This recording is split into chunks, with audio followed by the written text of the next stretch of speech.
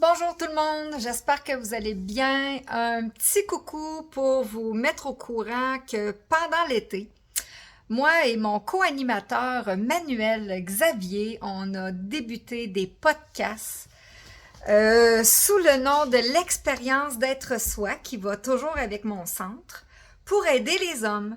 Alors, c'est un podcast où est-ce qu'on parle de tout, tous les sujets, des plus farfelus, aller à l'invisible, les extraterrestres, la santé, la nutrition, la dépendance affective, les rêves, les traumatismes à surmonter et tout. On parle de tout. Et avec ces podcasts-là, la façon que je procède, moi, c'est vraiment, je voulais redonner le droit de parole aux hommes. Donc, j'invite les hommes qui ont passé un sale quart d'heure et qui s'en sont sortis à venir nous partager leur expérience. Puis, ça peut être sous le couvert de l'anonymat, il n'y a pas de problème. Ça peut être également dévoilé, là. Et les podcasts que je fais, moi, sont pas visuels. C'est juste des auditifs. C'est juste audible. Donc, on n'a pas besoin d'avoir peur, d'être bien peigné, bien coiffé. Non. C'est juste du placotage en partageant nos défis, comment qu'on s'en est sorti et l'espoir, comment qu'on va aujourd'hui. Donc, je vous invite à venir m'écrire, à nous écrire à moi puis à Manuel pour nous dire quelle est votre histoire, de quelle façon on procède pour récolter votre témoignage. Et au travers de ça, il y a bien sûr quelques gens avec des experts, avec des particularités, là, genre sexologue, un médecin ou des gens qui ont travaillé dans le domaine au niveau des hommes ou de la psychologie ou autre chose, qui vont apporter une ouverture. Parce que là, faut pas oublier, moi, je reste quand même métaphysicienne, hein? Fait que on va dans le terre-à-terre, oui, mais on se rapporte souvent pour le pourquoi du comment du côté de l'invisible que ça s'est arrivé, là. Il y a toujours quelque chose. Donc, c'est vraiment...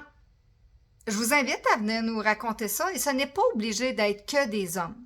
Ça peut être une demoiselle qui a vu son papa surmonter une épreuve. Ça peut être un cancer qui s'en est sorti. Il a changé sa façon de penser. Il a changé des choses dans sa routine, dans ses habitudes. Et finalement, 20 ans plus tard, il est toujours vivant. Tu sais, fait que cette dame-là, elle peut venir raconter des choses par rapport à un homme sans le nommer, bien sûr. Puis, le but étant de pouvoir redonner de la beauté, de redonner de l'espoir aux hommes et qu'ils ne sont pas seuls. Il y a vraiment des êtres qui sont là pour les aider, les soutenir, les accompagner.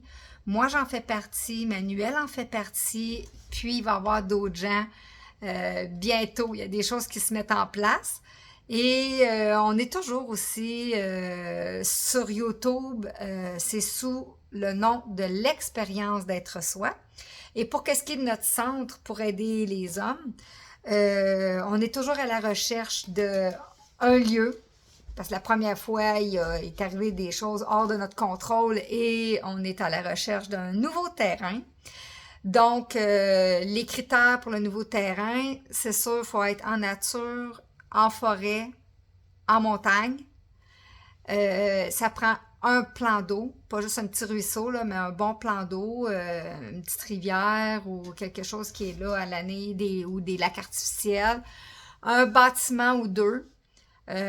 Qu'on pourrait accueillir des gens pour faire des retraites de 1 semaine et plus. Nous, moi, mon conjoint et une ou deux autres personnes qui vont travailler avec nous, qu'on puisse vivre là aussi. Donc, un bâtiment privé pour nous. Alors, c'est ça. Si vous voyez ça en quelque part, avec plus de 30, 40, 50 âcre de terrain, nous sommes intéressés. Et bientôt, je vais vous faire une vidéo pour vous expliquer c'est quoi le projet de l'expérience d'être soi, le centre de la reconstruction de l'humain. Sur ce, ben allez voir nos podcasts. On en a déjà 6-7 déjà de faits, de mis en place. Et c'est pour ça que là, je voulais l'expliquer puis le dire parce que pendant l'été, tout le monde est occupé. Donc, merci beaucoup. Je vous embrasse. Puis, au plaisir d'avoir vos commentaires. Bye bye.